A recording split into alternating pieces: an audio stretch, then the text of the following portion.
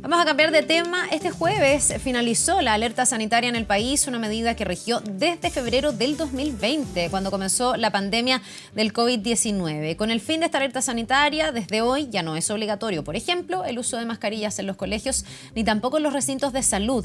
Vamos a entrar en detalle. Nos acompaña para esto Óscar Flores, académico de la Facultad de Salud y Odontología de la Universidad Diego Portales. Muchísimas gracias por estar con nosotros y bienvenido. Buenos días.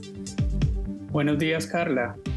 A ver, obviamente yo creo hay aprendizajes después de esta pandemia, después de lo que ha ocurrido, de esta alerta sanitaria. Ayer había mucha alegría porque se acababa esta alerta.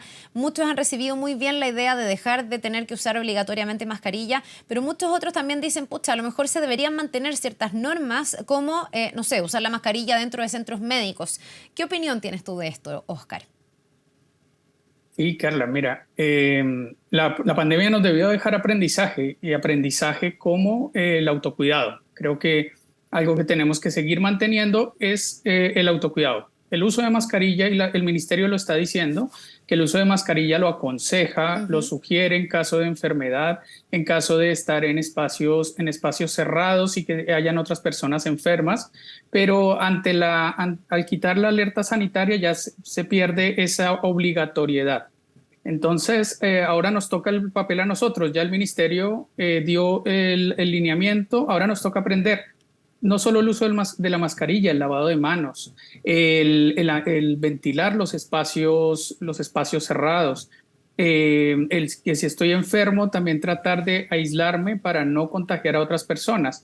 El COVID sigue y nosotros que ya no tengamos las medidas de emergencia no significa que no tengamos que seguirnos cuidando. Tenemos que seguir cuidándonos por nosotros mismos y por las otras personas con las que vivimos y con las que trabajamos, con las que convivimos. ¿Cuánto riesgo hay en relajarse demasiado? Decir, bueno, terminó la alerta, listo, ya vuelvo a vivir como antes y no me preocupo tanto, porque además estamos en una época donde todavía tenemos bajas temperaturas, seguimos en invierno, hay hartos virus respiratorios más allá del COVID que también sigue activo, que están circulando. Entonces, me imagino que hay un riesgo si es que nos relajamos muy rápidamente, ¿no?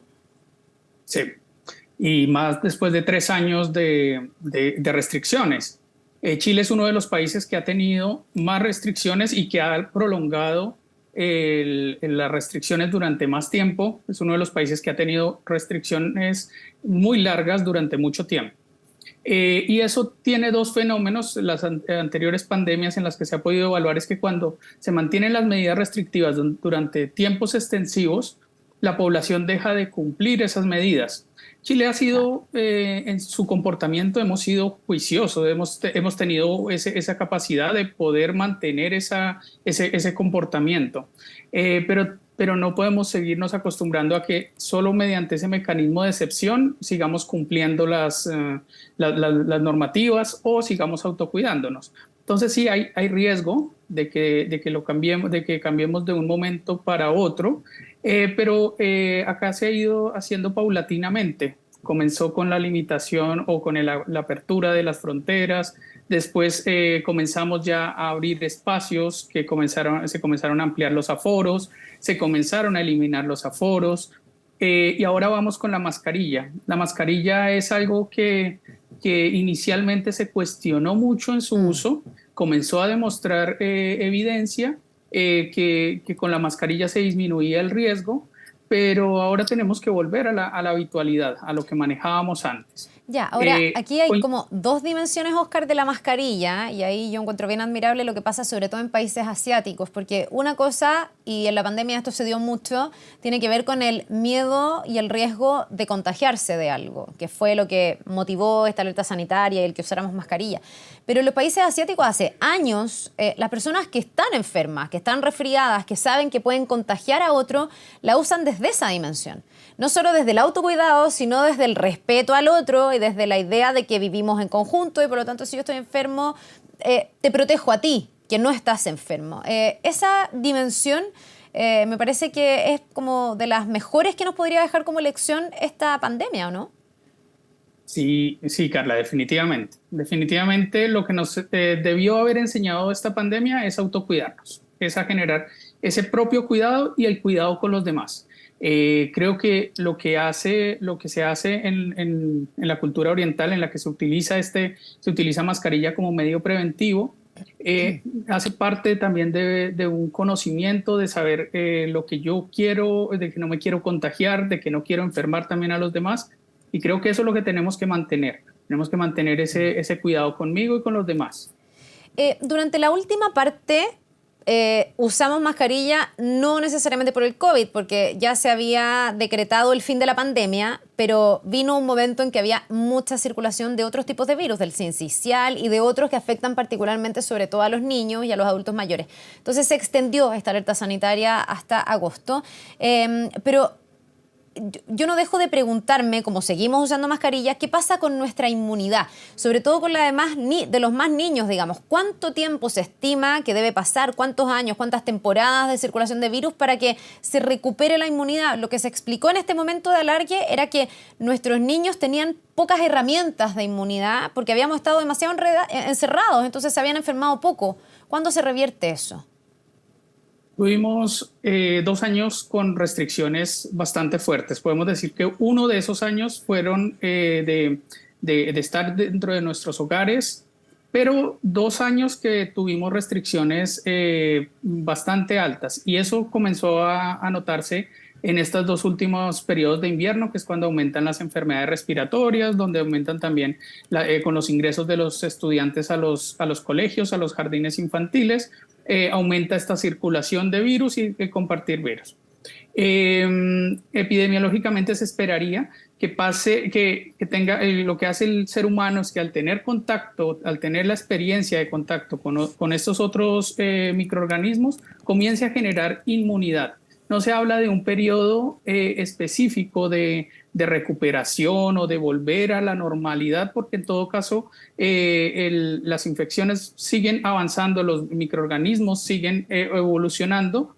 Entonces se espera que ya con un tiempo de no haber uso de mascarilla, al haber contacto, al volver a la habitualidad, nosotros debiésemos volver a tener una respuesta inmune y una respuesta un poco más dentro de parámetros normales. Ya, tampoco es normal no enfermarse, en el fondo. También el cuerpo necesita enfermarse de manera leve y varias veces para ir como incrementando sus herramientas de inmunidad frente a cosas más graves, ¿no? Porque también a lo mejor nos pusimos demasiado higiénicos durante la pandemia.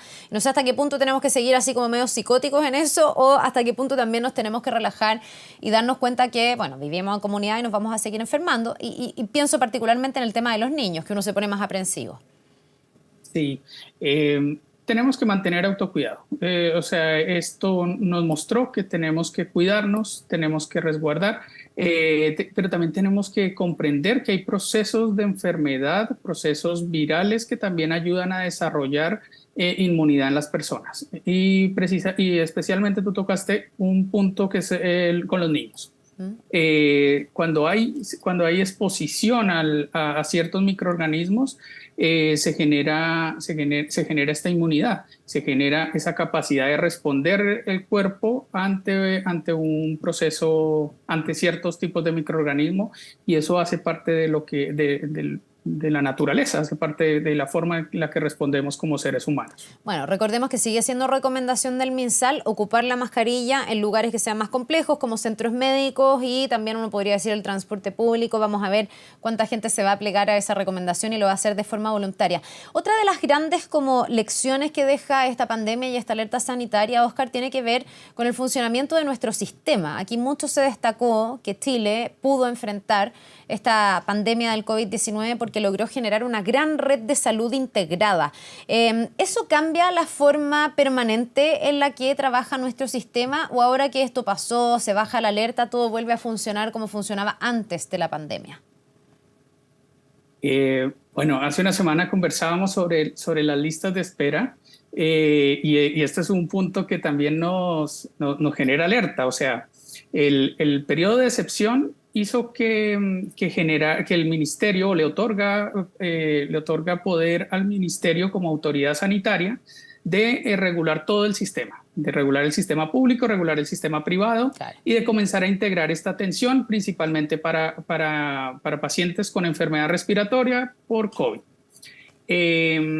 se generó, fue tomar todo el sistema, hacer unas contrataciones. También vemos que alrededor de 32.000 contrataciones se hicieron con el fin de este COVID. Se contrataron personas en diferentes áreas. Alrededor de 12.400 estaban relacionadas con el área de salud o entraron directamente a la parte sanitaria, a los hospitales, a los centros de salud, a las Ceremis. Y todo esto generó robusteció el sistema, hizo crecer el sistema a su máxima expresión.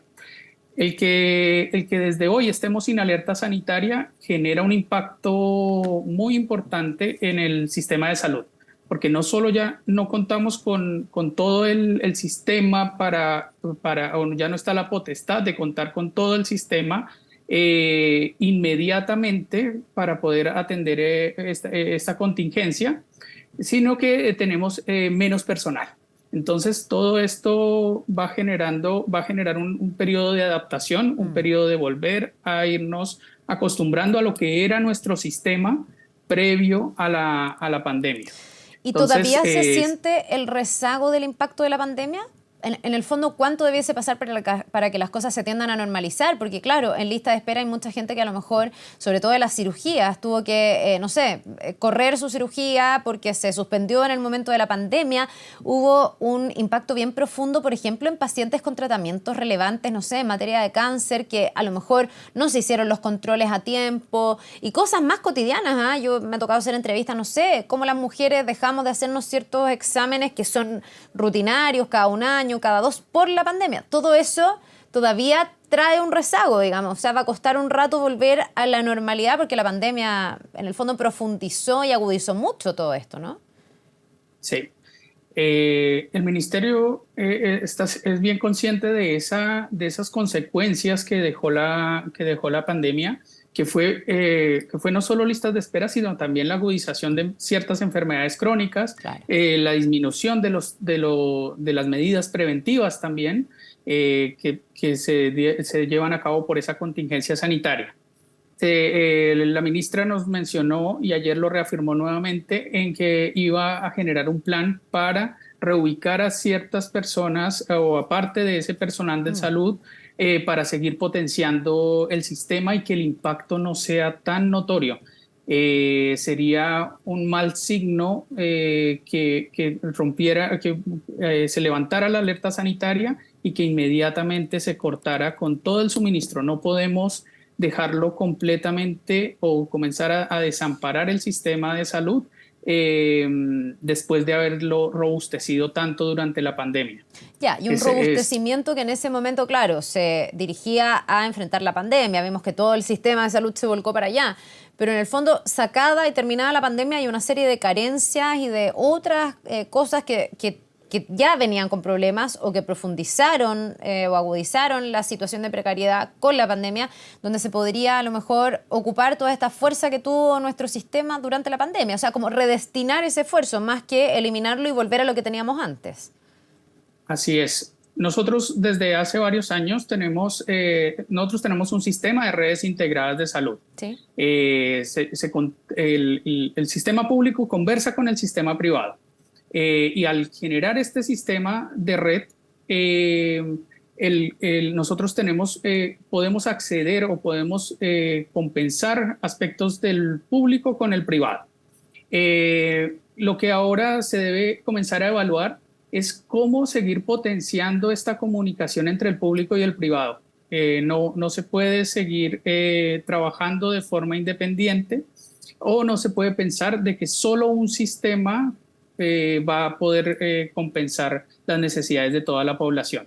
O sea, yo creo que la pandemia nos enseñó o nos debió haber enseñado a cuidarnos y nos debió enseñar a comunicarnos, a generar más comunicación entre el mundo público y el mundo privado y ver que los dos son necesarios dentro de un modelo un modelo país como el que manejamos acá en Chile.